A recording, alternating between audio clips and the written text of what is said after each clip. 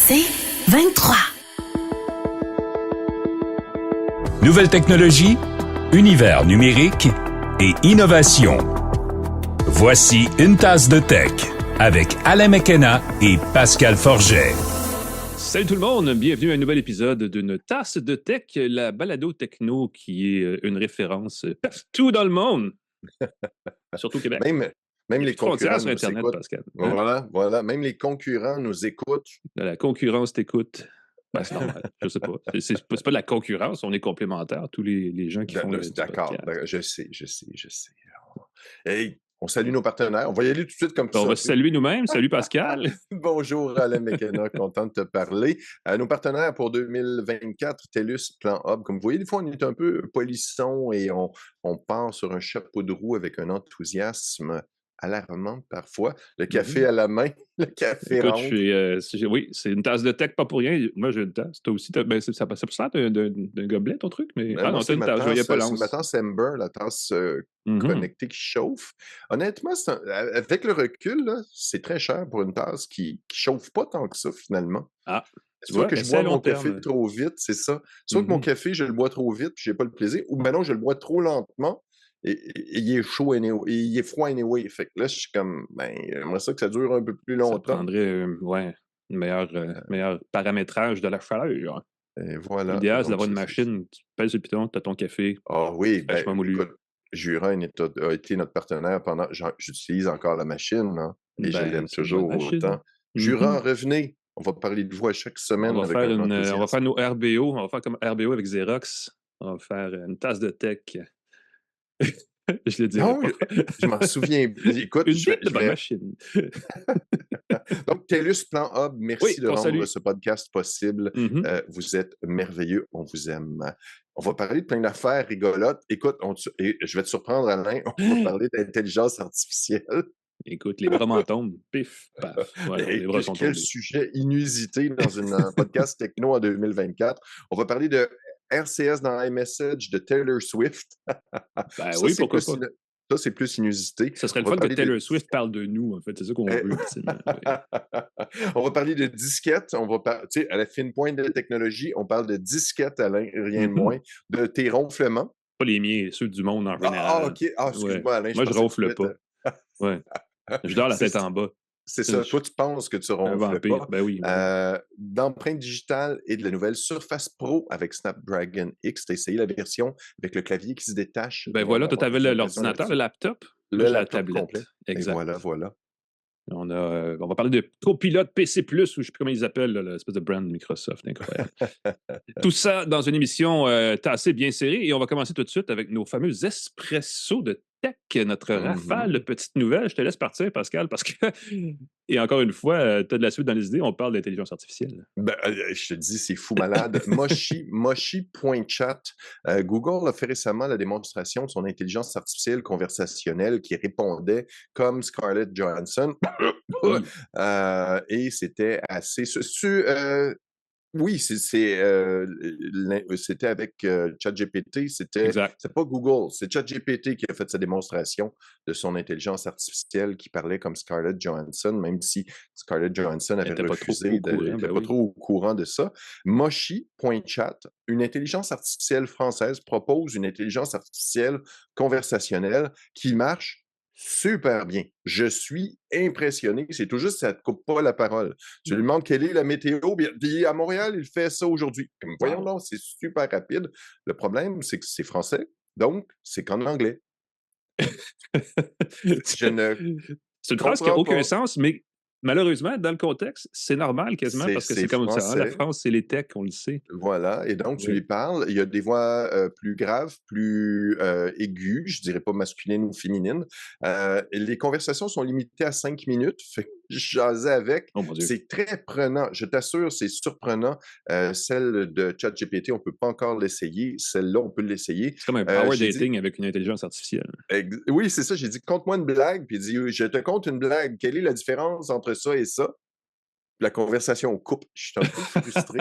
Votre temps est échu. Oh non!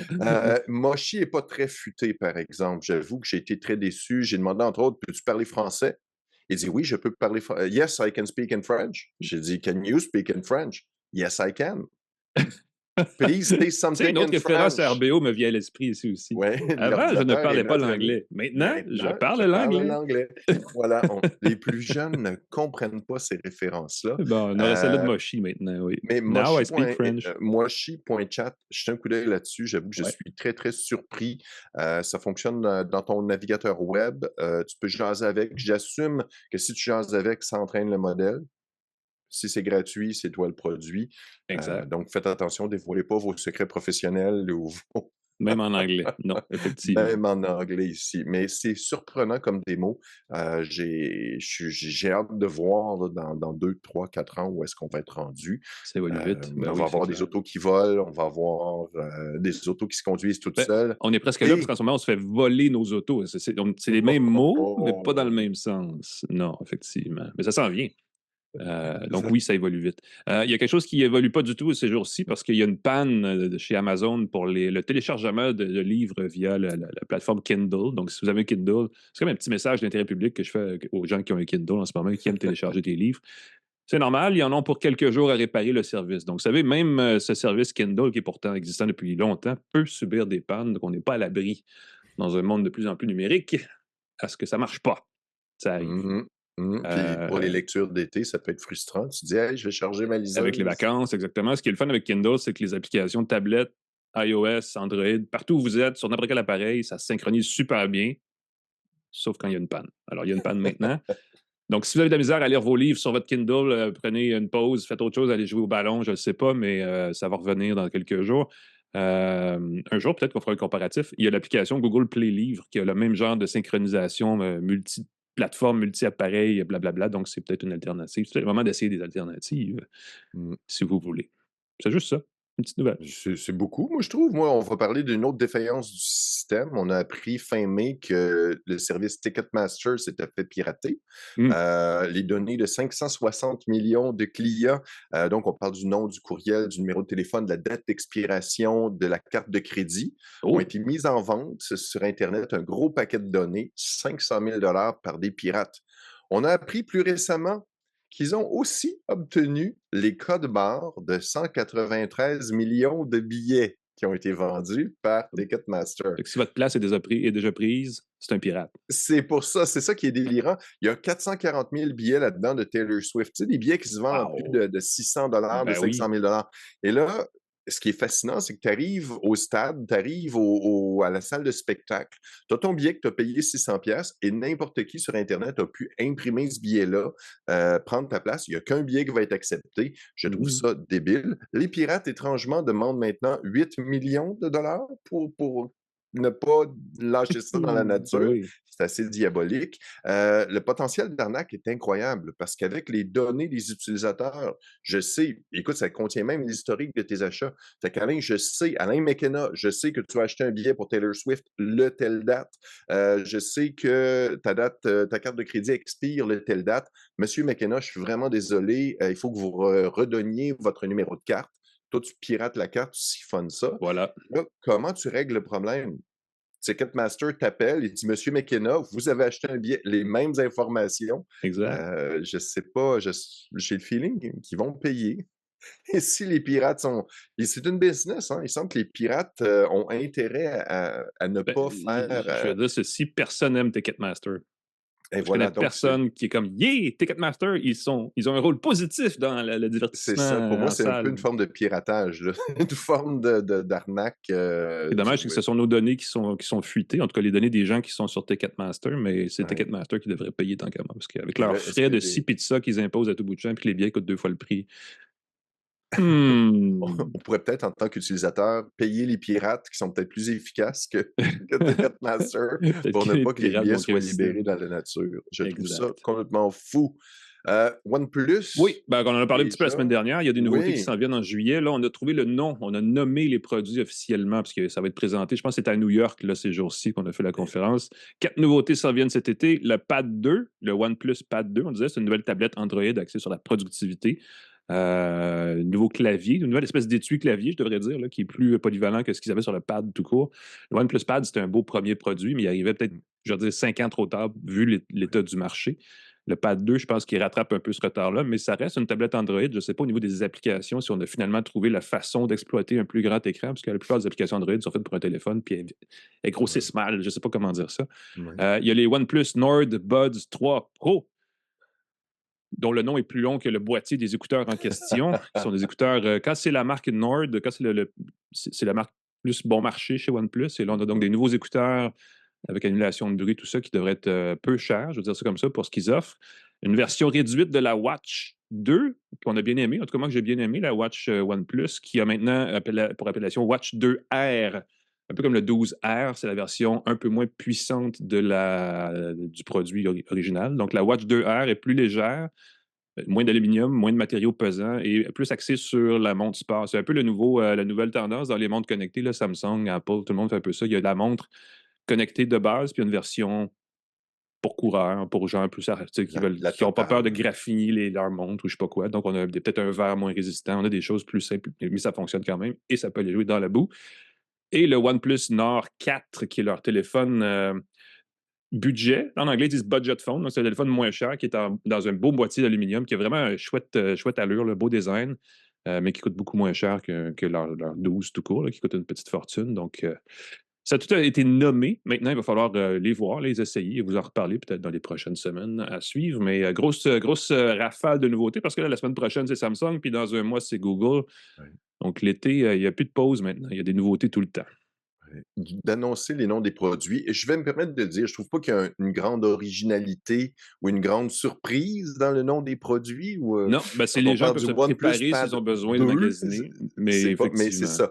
L'idée, c'est que ça permet aux consommateurs de savoir que ça s'en vient. Donc, ceux qui prévoient peut-être investir bientôt, acheter. On n'investit pas dans la technologie. Ben, de toute façon, nous, ici, on n'est pas des influenceurs, donc everything n'est pas nécessairement awesome, hein, comme ces gens-là souvent disent. D'ailleurs, on n'a pas de problème avec on peut juste vous dire, ça existe, ils sont là, les produits OnePlus, il y a des beaux produits chez OnePlus, on le sait, mais on va les essayer puis on en parlera, mais ils vont exister, c'est juste ça qu'on voulait dire.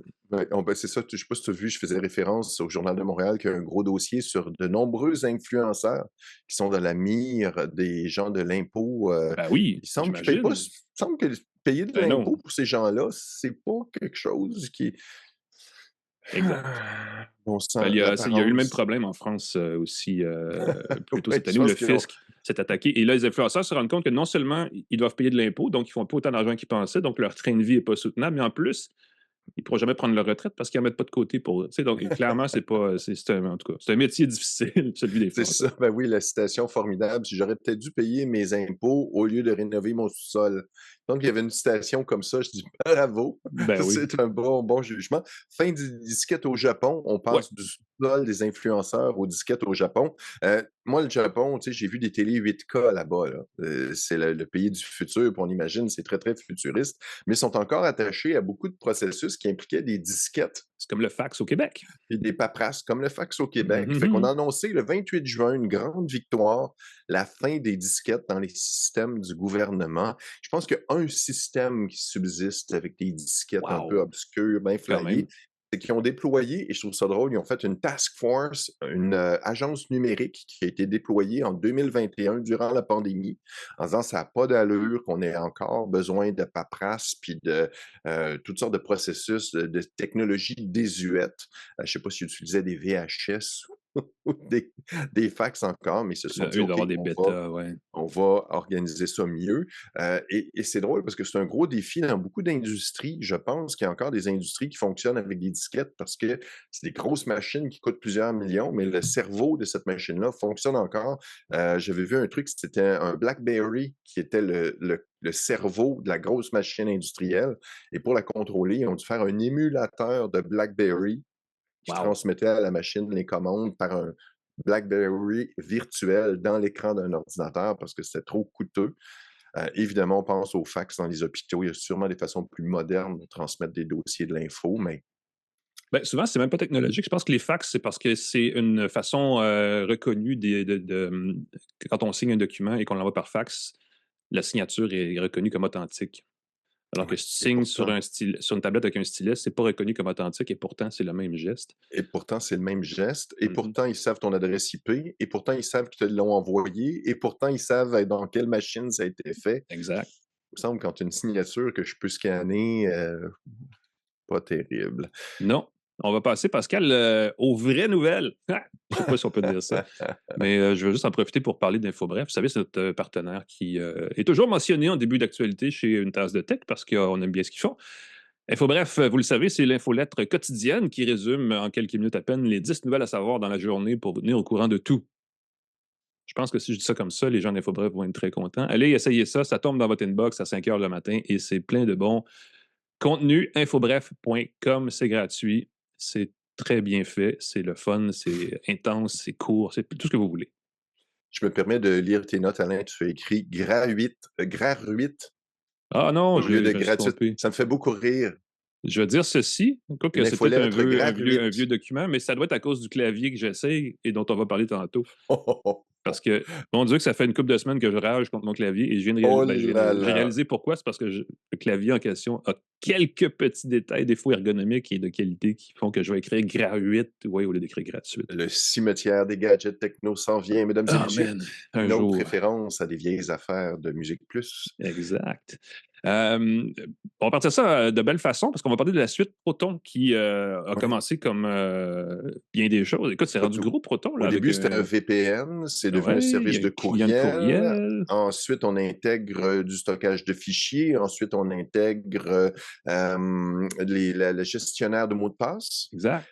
Proton, c'est une entreprise suisse qui est axée sur la vie privée. Ils ne veulent pas dévoiler vos données. Ils n'ont pas accès à vos données. Écoute, si tu perds ton mot de passe, là, tu perds tes courriels, tu perds tes trucs. Tu as accès à ton compte, mais tu perds tout ce que tu avais avant si tu as remplacé ton mot de passe parce qu'ils assument que tu as peut-être été contraint de remplacer ton mot de passe. Vraiment, vraiment flyé. Ou plutôt, quand je dis tu changes ton mot de passe, si tu perds ton mot de passe et tu demandes, ils vont t'effacer tes données comme ça. Ben oui. Pour des raisons de sécurité. Ils ont maintenant ajouté un traitement de texte, une espèce de Google Docs ou Word en ligne, ou c'est sur Mac, c'est Cloud, ça fait un petit bout de temps, mais grosso modo, tu peux créer des textes maintenant, tu peux les partager avec quelqu'un, ça demande la création d'un compte. J'essaie à ma copine, ça prend un petit peu de collaboration, mais tes documents ne seront pas utilisés, ne seront pas analysés pour de la publicité, ne seront pas utilisés pour entraîner l'intelligence artificielle, ne devrait pas sortir de ton service Proton et des gens à qui tu l'as partagé directement.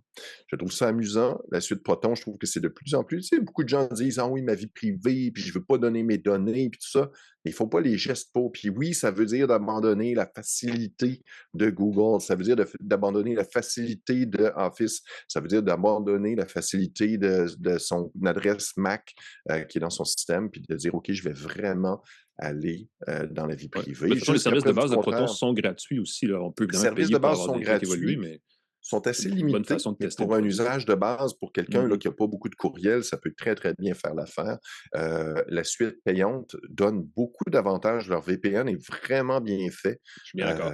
Je suis assez surpris de voir comment il est efficace avec des services modernes et puis va contourner là, pour les gens qui ont des soucis de vie privée. Considérez Proton. Belle option, absolument. Même ça change évidemment vos façons de faire. Il y a du nouveau aussi du côté du iPhone qui s'en vient, là, et quand on commence à pouvoir bidouiller avec ce qui a été présenté à la conférence WWDC, notamment, et c'est l'élément dont on a moins parlé, mais qui m'apparaît comme vraiment assez important. iOS 18 va intégrer, on l'a dit, RCS, là, la nouvelle espèce de standard de messagerie texte évolué qu'utilise Google, la plateforme Android, et que Google aimerait donc voir Apple adopter. Bien, ça s'en vient cet automne et les premiers comptes rendus sur cette application-là sont très positifs. Évidemment, c'est pas parfait. On va encore avoir les fameuses bulles vertes et les fameuses bulles bleues. Mais il y a un truc que je trouve très, très intéressant, c'est qu'en intégrant RCS, c'est Rich Communication Services, dans iMessage, l'application de messagerie du téléphone d'Apple, du iPhone, c'est que les communications... En fait, il va y avoir trois niveaux de communication dans l'application message. Les bulles bleues, qui passent d'un produit Apple à l'autre. Les bulles vertes avec RCS et la messagerie texte SMS, MMS en troisième lieu. Si on envoie une communication, vous le savez, si vous allez à l'étranger, par exemple, ou même pas, c'est pas nécessairement si vous allez à l'étranger, mais on le voit surtout parce qu'il y a des frais d'itinérance quand on utilise la messagerie texte, parce que c'est le protocole SMS qui est le réseau cellulaire, donc on ne tombe pas dans le plan de données alors que les messageries, les bulles bleues sont de la donnée mobile et passent par le Wi-Fi, entre autres, quand on connecte un réseau. Donc, il n'y a pas de frais d'itinérance quand on le fait comme ça. Les messages envoyés par RCS vont passer par Wi-Fi aussi, par le réseau de données mobile. Donc, on ne sera pas à voir à dire « Ah non, j'ai répondu à un texto sur Android, sur mon iPhone, ça va me coûter 32 parce que là, j'ai mon forfait d'itinérance qui embarque. » Ça, c'est un gros plus. Ça va permettre de sauver des petits sous là, pour les gens qui ont un iPhone et des amis qui ont des téléphones Android. Donc, on a souvent parlé des bénéfices de l'interopérabilité. C'est un bel exemple, là. Enfin, une norme qui rehausse, qui est adoptée par Apple, qui rehausse justement la communication inter-plateforme, disons comme ça. Évidemment, bon, ce que ça permet concrètement, le protocole RCS, c'est que les vidéos, les photos, les contenus multimédia sont de meilleure qualité, sont de haute résolution, entre autres. Donc, on peut voir autre chose qu'un petit carré qu'il faut comme « Ouais, c'est pixelisé, ça! » Là, on va bien voir le contenu aussi. C'est envoyé par les données mobiles, donc ça va nous sauver aussi du temps parce que ça s'en va plus vite par le réseau mobile que par le réseau cellulaire. Et j'ai hâte de voir, évidemment, c'est pas parfait, mais longue histoire courte, ça devrait faciliter la communication. Je ne sais pas à quel point ça va attirer les gens vers l'iPhone ou si ça va rendre les gens qui ont un iPhone et qui veulent sortir de cet écosystème-là, leur vie plus facile pour aller sur Android et dire je peux quand même continuer à parler avec mon monde et tout ça. Oui, c'était les limites d'iMessage. Apple a quelque part arnaqué avant d'envoyer des textos. Avec iMessage, tu n'envoyais plus des textos, tu envoyais des iMessage. Et là, les utilisateurs n'ont pas vu cette transition-là. Quand tu essayais au début de retourner Android, quand tu étais un chroniqueur techno, moi, je me souviens que j'ai pesté parce que mes messages continuaient de s'envoyer dans l'autre téléphone. Parce que c'était maintenant des iMessage que j'envoyais, puis je ne recevais plus. C'est quelque chose que je trouve qui n'est pas très net là-dessus. Puis d'avoir le protocole RCS ou de clairement indiquer iMessage versus RCS. Voilà. Prochaine étape, une messagerie vidéo, un FaceTime universel.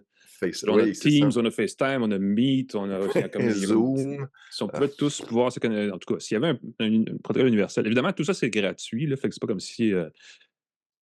si ça coûtait des sous à chaque fois, mais passer d'une application à l'autre, ça peut devenir un petit peu lassant à la longue. Si on pouvait avoir une seule façon de faire des appels vidéo, ça serait pas mal cool.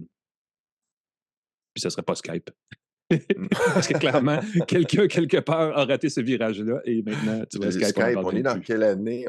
Mais c'est ça, Skype a complètement été là bien avant. S'ils avaient bien placé leur beat, on ne ferait que du Skype aujourd'hui. Skype, Sears, oui, c'est ça, Kodak. Le club vidéo Kodak, les clubs vidéo, Blockbuster, toutes les compagnies qui ont raté, qui étaient trop à l'avance, qui n'ont pas su faire le virage numérique. Bon point. Des belles leçons. Ramène-nous sur le monde magique des VPN, Pascal. Oui, c'est qu'Apple va cesser d'offrir des VPN en Russie. Ça fait depuis 2 ans, je crois, qu'ils ont arrêté de vendre les iPhones en Russie en raison du conflit. Je pense que c'est une bonne chose. Mais le Apple Store continue d'opérer là-bas. Et ils ont à la demande de l'institution, la demande du Kremlin, l'institution qui gère les communications, de dire arrêtez de vendre des VPN, ça permet à des gens quand tu utilises des VPN, c'est plus difficile pour nous d'espionner leur communication. On ne peut pas déchiffrer les messages, effectivement. C'est plus difficile, fait que ça permettait, entre autres, les VPN, ça permet de lire des médias étrangers, qui sont peut-être moins biaisés que ceux en Russie, communiquer avec ses proches en dehors de la Russie sans être écouté, ce qui n'est pas une chose désagréable. Ils vont pouvoir continuer d'utiliser les applications. On pense aux gens qui nous écoutent de Russie, on vous salue. Ils vont pouvoir continuer d'utiliser les VPN, mais pas les mettre à jour, ce qui évidemment ouvre la porte à des failles de sécurité, ce qui ouvre la porte à l'absence de correction de virus et tout. Et ça me fait penser, cette situation-là, à BlackBerry, qui en 2010, on remonte dans le temps, BlackBerry qui était réputé pour la sécurité des communications codées entre les utilisateurs, qui ont dit à l'Arabie Saoudite, on va vous donner les codes des utilisateurs en Arabie Saoudite. Ouais. Et pour moi, c'était pas mal le début de la fin. C'était pas mal la fin de BlackBerry. Là, quand tu es rendu à diminuer tes critères de standard, tes standards de sécurité. C'est ça. Fait que c'est un peu ça que ça me fait penser à. Comme quoi, même Apple plie aux demandes. Un historique aussi de se plier aux demandes du gouvernement chinois, entre autres. Ils se la jouent, mais ils ne sont pas toujours aussi propres qu'on peut bien, si on était moralement... Encore une fois, c'est difficile d'être parfaitement moral. Tu continues d'offrir j'essaie de continuer d'offrir des services. Il y avoir des belles conversations dans les salles de conférence des hauts dirigeants sur ces sujets-là. Qu'est-ce qu'on fait? Où est-ce qu'on trace la ligne entre... Ouais.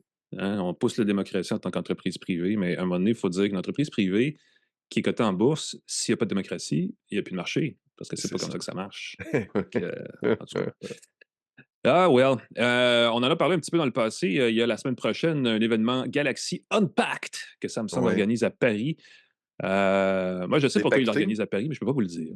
Mais on va être là. On va essayer de faire une tasse de tech en direct. Alain, je me permets, comme d'habitude, de te corriger. Vas-y. Tu vas être là. Je vais être là-bas. Je ne serai pas là. J'aurais aimé être là. Écoute, il faudrait qu'un de nous deux se transforme en fille puis que l'autre devienne caméraman pour sa chaîne YouTube. Une petite blague d'influenceur ici. On n'arrête pas d'en faire, mais non, effectivement, il va y avoir cet événement-là et on en a parlé un petit peu. Il va y avoir les nouveaux téléphones pliables et on ne sait pas quoi, mais il y a aussi, semble-t-il, selon la rumeur, un nouvel anneau connecté, le Galaxy Ring. On l'a teasé au dernier événement où là, j'étais à San Diego. Tu vois, chacun son tour, voilà. Et là, il y a des petits bidouilleurs du site Android Authority qui ont ouvert le APK, le fichier conteneur de l'application Samsung Santé, Samsung Health, et ils y ont découvert quelques fonctions qu'aura cette bague-là. Ce qui est intéressant, c'est qu'il y a des éléments, bon, évidemment, c'est assez basique, c'est comme la Oura, on en a parlé, là, la bague. Oui, la Oura. Il y a aussi, il y en a quelques-unes. La Ultra Human. Exact. D'ailleurs, je dois l'avoir sur mon bureau quelque part en dessous de mon La mienne est sur la charge. Dans ce sens-là, il va évidemment avoir suivi de la fréquence cardiaque, indicateur de niveau de stress, température de la peau. Il y a deux fonctions particulières. Il y en a une qui me fait bien rigoler, l'autre qui est vraiment dans l'air du temps. Et les femmes qui vont porter le Galaxy Ring pourront avoir de l'information sur leur cycle menstruel.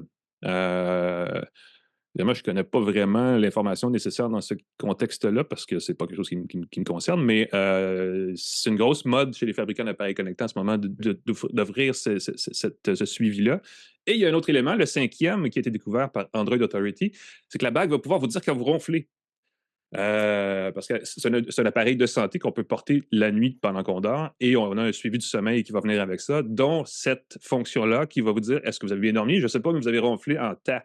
Et surtout, et c'est ça qui est comique, c'est que l'application qui vient avec la bague va enregistrer le son de vos ronflements et vous pourrez les réécouter ensuite pour savoir si c'était effectivement un bon ronflement. Ça, c'est bizarre parce que j'imagine qu'il n'y aura pas... Je trouve. J'imagine qu'il y a une application complète. Ben oui, j'imagine qu'il n'y a pas de... écoute, premièrement, les gens qui ronflent ne s'en rendent pas compte, mais ça tue la qualité de leur sommeil, là. Et de leur douce moitié qui dort pas loin. J'ai eu à informer des petites amies qu'elles ronflaient allègrement. C'était pas une conversation facile à avoir, non, effectivement. Oui, mais la question, c'est qu'il n'y a pas j'imagine qu'il n'y aura pas de micro dans la bague. Non, c'est ça. Je veux dire ceci. Pour que ça fonctionne, il faut que ce soit jumelé avec le téléphone Samsung qui vient avec. Bon, en tout cas, basé sur ce que dit Android Authority. Et ce jumelage-là nécessite que le téléphone soit sur sa table de chevet, branché en charge. Donc, essentiellement, c'est plus le téléphone qui va permettre de le faire, mais j'imagine qu'il y a des données biométriques qui vont être captées de la bague et qui vont être jumelées pour être avec une espèce de... Vous dormiez à tel degré de profondeur et vous ronfliez à tel niveau de décibels. Mais quand même. Cela dit, la Galaxy Watch permet aussi de faire à peu près la même chose. Donc, on se demande à quoi va vraiment servir la bague à part d'être plus facile à porter pendant qu'on dort. Sais-tu ce qui m'inquiète avec les annonces de Samsung à Paris? C'est l'emprisonnement Samsung, l'emprisonnement Apple. L'environnement, je m'excuse, l'environnement, le fait qu'ils vont avoir un écosystème très, très fermé. Si tu as besoin d'un téléphone Samsung pour utiliser la bague Samsung, c'est pas juste un téléphone Android. Moi, je trouvais ça le fun au début quand Apple a lancé son iPod, on remonte dans le temps, puis il était compatible avec les ordinateurs Windows. Ça donnait le goût d'avoir le goût d'avoir un produit Apple. Le fait d'avoir une bague Samsung qui demande un téléphone Samsung aurait pu être une belle porte d'entrée, un beau cheval de Troie. J'ai hâte de voir s'ils vont ouvrir cette application-là à d'autres téléphones. Ça va être à suivre. De toute façon, on va savoir un petit peu plus ce qui s'en vient avec ça la semaine prochaine. Mais ça va venir avec un paquet d'autres nouveautés, donc on pourra en reparler plus en détail à ce moment-là. Puis je vais peut-être pouvoir parler, je teste la bague circulaire en ce moment, la bague française connectée, Et tu parlais de cycle menstruel, c'est très drôle parce que je l'ai configuré rapidement. Puis à un moment donné, il me dit quel est ton cycle menstruel? Je me dis un peu que c'est ça, cette affaire-là. J'ai regardé l'application, je m'étais inscrit comme une femme. Malheureusement, dans les options rapides, je n'avais pas indiqué mon sexe correctement. J'ai bien hâte de vous parler de la bague circulaire. Il me demande 2 semaines de calibration. Ben oui, souvent, c'est ça, exactement. Ça prend du temps. Une bague française, donc une Smart Ring, n'est-ce pas? Faut bien dire les choses. Et qui va sur le doigt, il faut le dire comme ça. Ça pourrait être un jouet coquin qui est un autre type de ring. Ouais, ben là, ça, on n'ira pas là. On n'est pas. Si on faisait une tasse de tech by night, on aurait un autre genre de conversation. Mais non, on ne fait pas ça ici. C'est une balado familiale. On va finir là-dessus les actualités, mon cher ami. Je vais aller chercher mon bidule dont je vais vous parler à l'instant, la Surface Pro de 11e génération de Microsoft. Je pense que toi aussi, tu as des accessoires. Écoute, j'ai 2 petits accessoires ici. Là. Je vais vous montrer ça. C'est important de. Il n'y a pas de petits. Oh, il y a des petits accessoires quand même. C'est pas comme un job. Ils sont petits physiquement, en tout cas. Il y a des accessoires qui sont aussi sauts, n'est-ce pas? Il n'y a pas de saut métier, il y a des sauts accessoires, mais ça se dit pas très bien. En tout cas, bref, on prend une très courte pause juste pour rejouer le jingle de la balado et on vous revient. Restez avec nous à Une tasse de tech. De retour à Une tasse de tech avec Alain McKenna et Pascal Forget.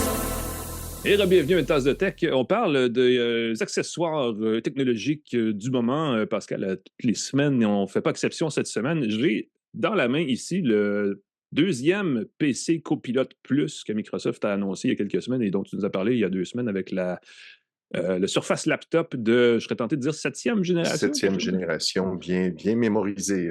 Merci. Alors moi, j'ai ici la Surface Pro de 11e génération qui partage beaucoup de la fiche technique du laptop, mais en version tablette. Chez Microsoft, on a beaucoup parlé des PC hybrides parce que c'est une tablette qui, quand on l'achète avec l'étui clavier, se convertit en ordinateur portable. C'est un bel appareil avec un bel écran, de belles dimensions. Il y a beaucoup de nouveautés cette année sur cet appareil-là. C'est pas juste une petite mise à niveau, c'est vraiment assez costaud. Entre autres parce qu'on voulait pousser le brand là, des PC Copilot Plus qui viennent avec la touche clavier Copilot qui permet de parler directement avec l'IA générative de Microsoft, dérivée de ChatGPT, n'est-ce pas? Donc, vous savez, parce qu'avec Windows 11, il y a beaucoup de nouveautés applicatives basées sur tout ça. Mais je vais vous parler de la fiche technique plus matérielle de l'appareil, parce que la principale nouveauté matérielle, en fait, il y en a 2. La première, c'est le processeur Snapdragon X qui apparaît sous le capot, processeur de Qualcomm qui est sur une architecture ARM qui n'est pas x86, donc ce n'est pas une puce Intel, donc ce n'est pas entièrement compatible avec la plupart des logiciels Windows, des logiciels pour PC qui sont historiquement fonctionnels sur Windows avec une puce Intel. C'est le fun, mais ça vient avec le défaut que c'est généralement le petit logiciel que vous avez l'habitude d'utiliser le plus qui est le moins compatible avec ce genre d'architecture-là. Si vous dites, Word, ça marche, Office, Teams. Puis là, tu as besoin de cette petite application-là qui fait la patente qui est spécialisée à votre entreprise ou à votre quotidien, puis elle ne marche pas parce que c'est un logiciel qui n'a pas été mis à jour depuis 10 ans, puis le développeur n'est plus là. C'est le caillou dans le soulier, là, littéralement. C'est dommage parce que...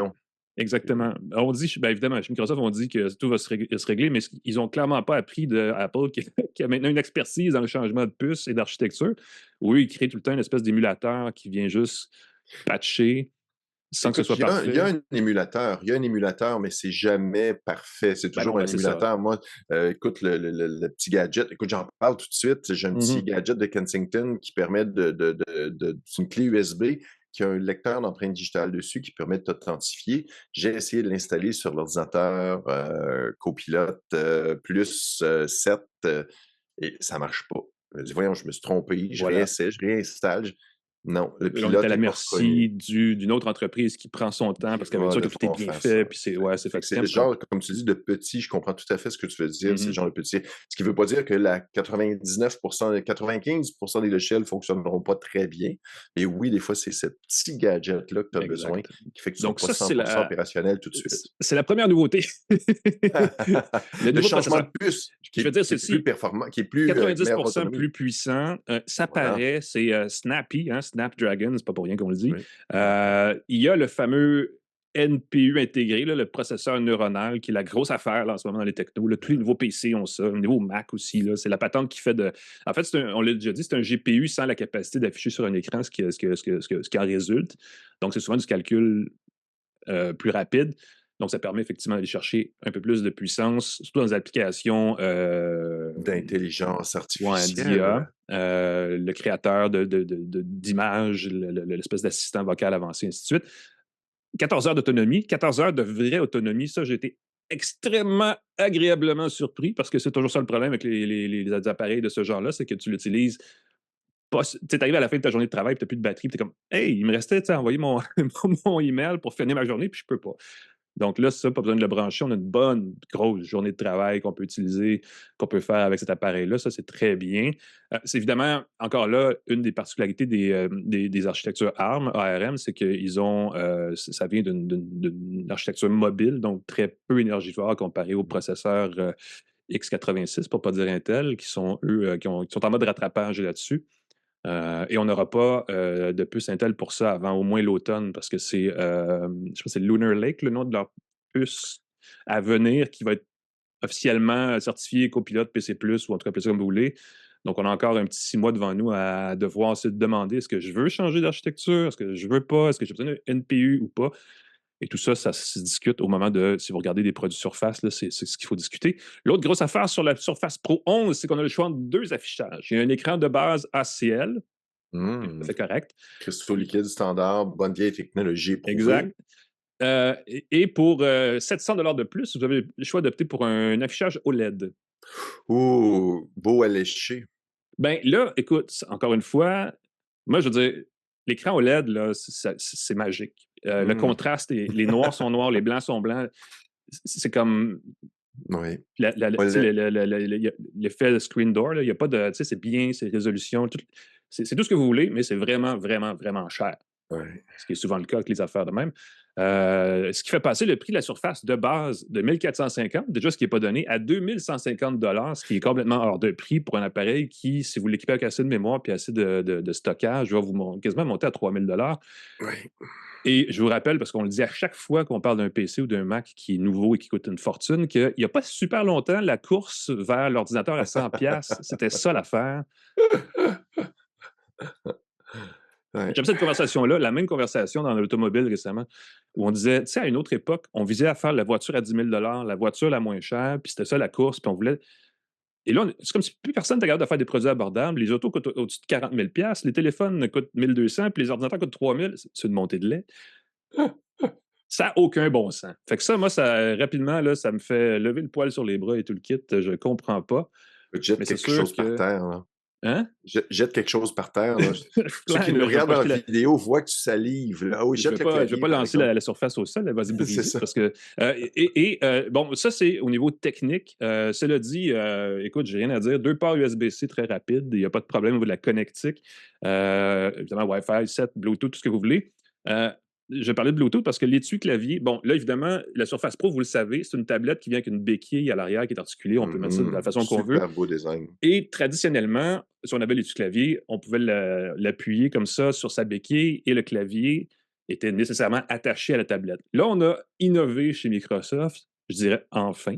Oh, ça, c'est une belle chose. Parce qu'ils ne sont pas les seuls à le faire, mais enfin, ils le font. C'est qu'on a ajouté une communication Bluetooth entre le clavier et la tablette, ce qui fait qu'on peut détacher le clavier de l'écran et quand même les utiliser les deux comme un PC plus de meilleur pour améliorer l'ergonomie. Fait qu'on peut mettre l'écran sur un socle. Support. Écoute, veux-tu que je parle tout de suite de mon support? On va clairer ça tout de suite. Regarde, ceux qui nous regardent en vidéo, je vous montre ici un support de Kensington encore. Ils nous ont envoyé plein de produits. C'est un support pour son laptop. Tu mets l'écran de ton laptop ici, tu as le clavier, tu peux travailler confortablement avec ton ordinateur plus haut dedans. C'est assez chouette. Et là, comme tu peux détacher le clavier de ta tablette Surface, tu pourrais simplement poser sur un socle ou même sur une petite tablette surélevée. Bref, vous pouvez enfin relever la tête et travailler, non pas accroupi en boule comme ça avec les problèmes de dos que ça va entraîner plus tard, et avoir quand même un clavier, un pavé tactile fonctionnel.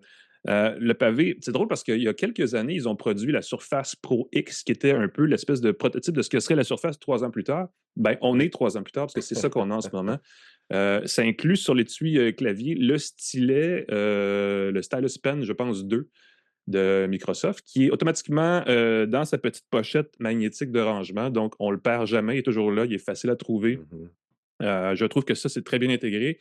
Évidemment, je comprends les fabricants de tablettes de s'entêter à fournir des stylets, mais ça aussi, à un moment donné, il va falloir comme faire le ménage parce que là, chaque année, il amène son nouveau stylet. Tu sais, même Apple Pencil, là, le Pro, Ben tout ça. oui, ben oui. À un moment donné, je ne sais pas combien de personnes dans le monde se servent d'un stylet sur son PC. Moi, je m'en sers une fois par année. Genre, tu sais, je suis très ambivalent sur ce genre d'accessoires-là parce que j'ai l'impression qu'on les enfonce dans la gorge, puis ça coûte aussi plus cher. Donc ça, je ne suis pas sûr si c'est nécessaire, surtout que probablement que Logitech, Belkin, les fabricants d'accessoires vont avoir un étui clavier moins cher pour la Surface Pro éventuellement. Donc, je vous dirais, si ça vous prend une tablette hybride 2 en 1 puissante, la Surface Pro, absolument. Allez-y pas sur les accessoires à 100 000 parce qu'il y aura probablement des moins chers ailleurs qui vont sortir s'ils ne sont pas déjà sortis en ce moment. Et là, vous s'ouvrez des sous. Parce qu'à la fin de la journée, c'est un peu ça aussi. Et finalement, parce qu'on a parlé de l'écran OLED et de la puissance et tout ça, il y a des applications qui ne fonctionnent pas sur Windows 11 ARM. Et il y a évidemment aussi des jeux, des environnements 3D qui ne seront pas compatibles avec les performances. En fait, les performances graphiques de la tablette ne seront pas suffisantes pour animer des jeux ou des applications plus visuelles, des jeux plus intensifs, comme il y en a beaucoup sur plateforme Windows, on le sait. Donc, les gamers voudront un PC plus conventionnel. On n'est pas encore rendu au point où on peut échanger un desktop avec un laptop. Un ordinateur de bureau avec un ordinateur de cuisse. Ce qui se traduit très, très mal. Mais as-tu utilisé la touche copilote sur le PC? En fait, parlons-en, parce qu'au niveau des applications d'IA, il y a des choses qui s'en viennent. On en a parlé avec Windows 11, Recall, je ne sais pas si c'est le Co-Creator ou comme il l'appelle, l'application de génération d'images. Il marche juste en anglais pour l'instant. Exactement. Il y a la génération de sous-titres et tout le kit, tout ça. Ce n'est pas encore entièrement adapté au marché québécois, mais il y a aussi le fait que ce bouton-là, c'est une bonne idée si on l'utilise. Oui. Je ne sais pas si c'est parce que je suis vieux, je ne sais pas c'est quoi où la ligne. Je m'en suis servi 0 fois. Exactement. Oui. Évidemment, le bouton est là, puis on l'essaye parce que c'est ça notre job, mais au quotidien, aucun intérêt. Ce qui apparaît, c'est la fenêtre de copilote, la même qu'on peut ouvrir en cliquant dans son navigateur web. En tapant sur l'écran, parce que le bouton est là aussi. C'est là. Il n'y a pas de raison, à moins que j'aurais aimé que ça analyse automatiquement qu'est-ce qui se passe sur notre écran, puis nous donne du contenu, qu'on puisse jaser. Tu te pèses dessus, tu dis c'est quoi ce qu'il y a à l'écran. Ça serait utile, mais c'est pas encore ça, malheureusement. C'est pas aussi bien intégré qu'on l'aimerait. Bref, c'est ce qu'on dit depuis quelques semaines. Il y a beaucoup de marketing autour du non-copilote. En ce moment, le PC Copilote Plus, on veut que vous payiez tant par mois pour avoir accès à Copilote Plus pour générer des revenus additionnels. Est-ce que c'est nécessaire? Est-ce que la plupart des gens en ont besoin? Il faut vraiment... donc, allez-y, sautez pas sur ça juste parce qu'on vous dit que c'est plus puissant. Si ça vous prend une nouvelle machine, c'est une belle machine, il n'y a aucun doute. Elle fait des choses que les anciennes Surface Pro ne faisaient pas, il n'y a aucun doute. Mais elle coûte quand même un généreux montant d'argent. Donc, ça vaut la peine d'être magasiné. Et vous pouvez attendre aussi, d'ailleurs, l'automne si vous avez besoin d'un ordinateur, parce que l'automne, c'est la saison des nouveautés mur à mur. Et là, tous les fabricants de PC vont arriver avec un PC, soit un PC IA, là, un AI PC qui n'est pas nécessairement prouvé copilote, mais il va aussi avoir des PC copilote plus d'autres marques. Il y a 8 fabricants, ceux auxquels vous pensez, c'est sûr, qui sont partenaires avec Microsoft là-dedans, HP, Acer, Dell, toute la gang. Ça fait que ça va être le bon moment pour comparer cet automne. Si vous êtes pressé, il y a quand même une belle tablette avec écran OLED qui va coûter 3 000 $. Oui. Voilà. Mais encore une fois, il faut que je le dise. À chaque fois que tu dis que oui, moi j'aimerais ça que les PC coûtent beaucoup moins cher, mais en général, quand tu achètes un ordinateur moins coûteux, il y a des compromis. L'écran est de moins bonne résolution, de moins bonne qualité, le clavier va être moins intéressant, l'autonomie va être moins grande, le processeur va rouler moins vite. Il y a un paquet de petits compromis, puis c'est des virgules, puis c'est des détails, et chaque détail enlève 100 $ au PC, puis surtout avec un PC qui est moins bon. C'est souvent des détails comme ça. Une Surface Pro à 2000 combien dollars qui aurait un processeur Intel x86 qui permettrait d'avoir accès à toutes ces applications sans que ce soit un stress. Déjà, tu enlèverais un gros morceau. Là, c'est que tu as une tablette qui réduit ta polyvalence, ta productivité d'une certaine façon, si tu n'as pas accès aux anciens logiciels que tu avais avant sur le nouvel appareil. Donc, je trouve ça difficile. C'est vraiment une situation délicate. Mais ça concerne probablement pas tout le monde non plus, donc c'est à voir. Mais c'est un bel appareil. On dit les produits Surface pour le marché du PC, c'est un peu en anglais, on dit les flagships, là, c'est les porte-étendards. C'est ça, c'est pour te montrer ce qui s'en vient. Puis moi, je trouve que ça rend le copilote PC, je trouve que ça En tout cas, moi, ça me réexcite un peu. Je suis désolé. Ben, ça faisait relance quelques années que les l'innovation. PC étaient toujours un peu plates. Il n'y avait pas de nouveautés majeures. Un peu plus puissant, un peu plus rapide, un peu plus. Mais là, paf, on vient de faire le bond qui est arrivé avec les processeurs M du côté Apple, du côté Microsoft. Et ça m'excite un peu. Puis la réplique de Intel, AMD va se mettre là-dessus. Oui. Écoute, ça risque de changer aussi les PC de bureau. Ça va être excitant aussi. Ça va J'ai bien hâte de voir les 2 prochaines années. C'est plus compliqué à magasiner, mais effectivement, au moins, il y a plus d'innovation, définitivement. Mais... C'était ça. Est-ce que tu veux revenir sur tes accessoires? Je veux juste mentionner le petit lecteur d'empreinte digitale, c'est le Kensington Verimark, qui est tout petit. On peut le mettre sur son trousseau de clés. Si vous avez un ordinateur portable qui n'a pas de lecteur d'empreinte digitale ou qui n'a pas de reconnaissance Hello, ça va vous permettre de vous authentifier sur un paquet de comptes, entre autres Google. Vous activez la double authentification. Vous dites « Je veux que je mette mon empreinte digitale », ça va vous permettre de le faire. Le petit support, évidemment, c'est assez luxueux. C'est 90 $, mais regardez.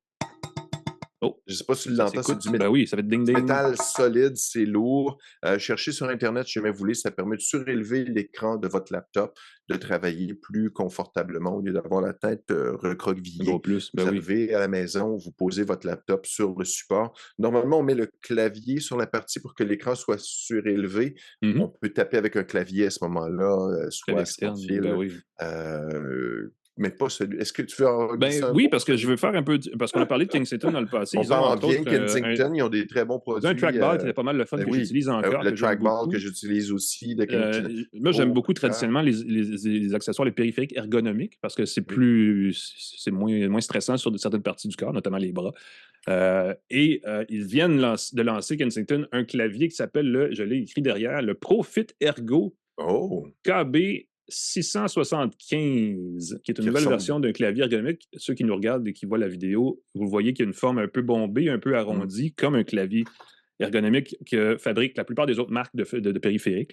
J'en ai beaucoup à celui de Logitech. J'en ai un de Logitech, il y en a un. Bref, ils en font tous, il n'y a pas de doute. Écoute, souvent un petit peu plus cher, ces périphériques-là, mais ce sont des... Ma théorie, c'est quand on utilise un clavier ergonomique, c'est qu'on est un power user de son ordinateur. Moi, j'écris sans bon sens tous les jours, donc évidemment, je suis toujours sur mon clavier, donc je suis un bon candidat à ce genre de clavier-là. Et là, il m'a envoyé ça. Il y a beaucoup de bonnes idées sur ce clavier-là. Il est Bluetooth, il est jumelable avec une petite clé USB qui fait un signal sans fil sur, je pense, c'est la bande de 2,4 GHz. Donc peu d'interférences. Et il peut se connecter jusqu'à 3 appareils en même temps. Et on a un petit bouton qu'on peut appuyer pour passer du Bluetooth au USB, ainsi de suite, là, pour rapidement passer d'un appareil à l'autre. Donc ça, c'est bien. Il y a des touches médias spécifiques aux appels vidéo. Je peux raccrocher, je peux couper mon micro, je peux partager mon écran. Il y a les 4 petits boutons juste là qui sont bien le fun.